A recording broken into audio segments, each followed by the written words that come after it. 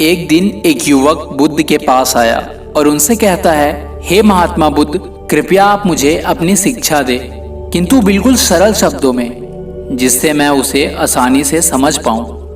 तब बुद्ध ने उस युवक से पूछा, क्या तुम्हारे बच्चे हैं? तब वह युवक बोला, हाँ महात्मा, मेरा एक 7 साल का बेटा है। तब फिर बुद्ध ने उस युवक से पूछा, क्या तुम्हारे भाई का भी कोई बेटा है?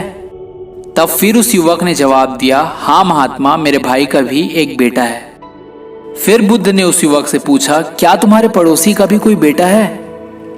तब फिर उस युवक ने जवाब दिया, हाँ महात्मा बुद्ध, मेरे पड़ोसी का भी एक बेटा है। फिर इसी बात को आगे बढ़ाते हुए बुद्ध ने उस युवक से पूछा, मान लो कि अगर तुम्हारे बेटे की मृत्यु हो जाती है तो तुम्हें कैसा लगेगा? तुम कितने दुखी होगे? तब उस युवक ने बुद्ध को जवाब दिया, अगर ऐसा हुआ तो मैं शायद इस बात को बर्दाश्त भी नहीं कर पाऊंगा और अंदर से पूरी तरह टूट जाऊंगा और अपना होश भी गंवा बैठूंगा।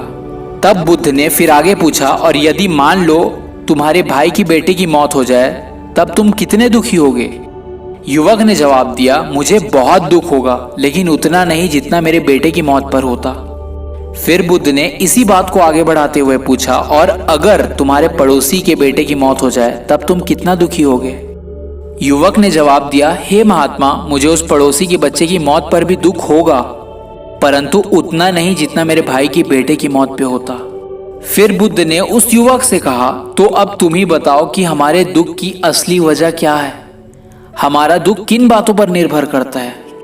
कुछ देर सोचने के बाद उस युवक ने जवाब देते हुए कहा, हे महात्मा, हमारा दुख इस बात पर निर्भर करता है कि हम किसी भी चीज से कितना जुड़े हुए हैं और हम किस हद तक किसी चीज से लगाव रखते हैं। बुद्ध बोले, बिल्कुल सही कहा तुमने। अब तुम बताओ, जब तुम अपने बेटे को समंदर के किनारे घुमाने लेकर जाते हो तो क्या वो किनारे पड़ी रेत से नहीं खेलता? युवक ने कहा, बिल्कुल खेलता है।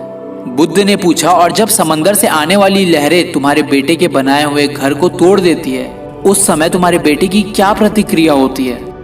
युवक ने कहा, हे महात्मा, वो तो बिल्कुल रोने लग जाता है। फिर बुद्ध ने कहा, तो क्या तुम भी उसके साथ रोने लगते हो? युवक ने कहा, नहीं बुद्ध, मैं नहीं रोता। बुद्ध ने पूछा, क्यों? तुम क्यों नहीं रोते? तब युवक ने कहा, हे महात्मा, क्योंकि मैं जानता हूं कि वो रेत का घर हमेशा वहां नहीं रहने वाला। कुछ समय बाद उसको समुंदर की लहरों में मिट जाना है। लेकिन मेरा बेटा ये नहीं जानता, उसको लगता है कि वो रेत का घर हमेशा वहां रहेगा, और जब वो लहरों से टूट जाता है तो वो रोने लगता है। तब बुद्ध मुस्कुराते हुए कहते हैं, बिल्कुल सही कहा तुमने, यही है मेरी शिक्षा। ठीक इसी तरह हमारे जीवन में जितने भी दुख और तकलीफ आते हैं, उन सब का एकमात्र कारण है लगाव।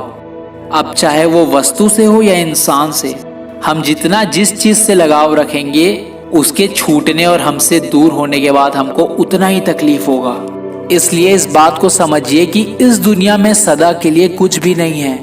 हर चीज एक दिन खत्म होने वाली है, और जब हम इस सच्चाई को समझकर स्वीकार लेते हैं, तब हमारा जीवन अपने आप प्रसन्नता से भर जाता है।